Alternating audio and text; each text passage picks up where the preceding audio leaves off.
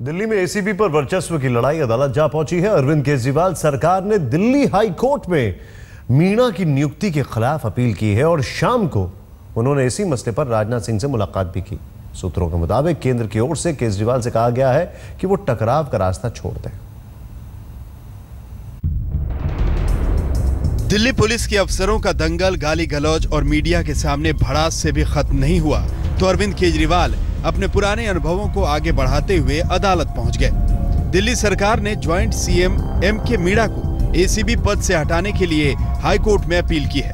कल की जंग के बाद दिल्ली पुलिस कमिश्नर बस्सी ने जब ये दोहरा दिया कि मीणा ही एसीबी चीफ हैं, तो दिल्ली सरकार ने हाईकोर्ट का दरवाजा खटखटाया और सरकार के नेता मीणा और नजीब जंग दोनों का मखौल उड़ाने आ पहुंचे। संविधान को धता बताकर, कानून को किनारे रखकर जैसे ही एलजी साहब का नाम सीएनजी फिटनेस कैंप में उछलने लगा, उनको लगा कि अब मामला गड़बड़ है और इससे कैसे निपटा जाए इसकी तैयारियां शुरू हो गई। तभी 1 मई को पुलिस महकमे की तरफ से ही एक सब इंस्पेक्टर की कंप्लेन आती है और वो कंप्लेन में ये कहा गया कि मीणा साहब जो स्वयंभू एसीबी के चीफ हैं, स्वघोषित महान हैं, वो एक हवाला रैकेट में शामिल है, ऐसा आरोप लगाया गया।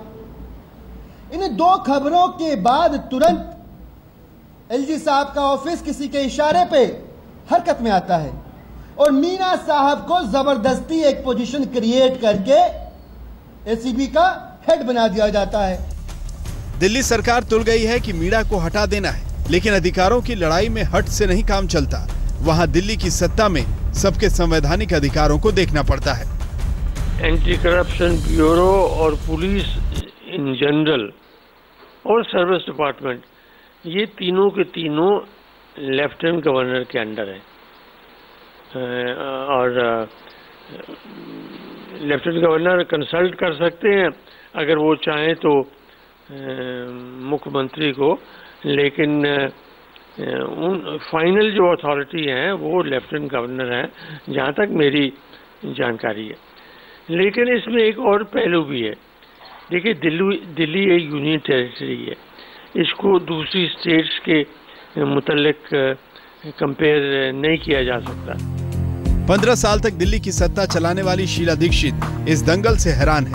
कहती हैं, पहली बार सत्ता में आए केजरीवाल को दिल्ली के संवैधानिक अधिकारों की जानकारी होनी चाहिए। इस जंग से दिल्ली का बेड़ा गर्क होना तय है।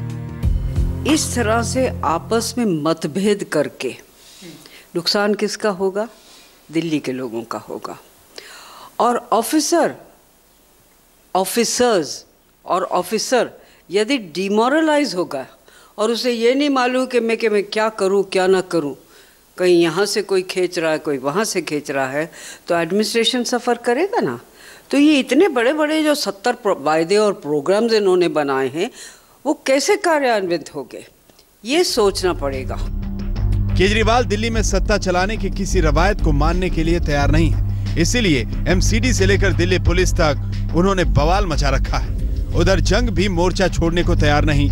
इस बार सड़क पर तो धरना नहीं हो रहा, लेकिन आंदोलन जारी है। पंकज जैन, दिल्ली आज तक।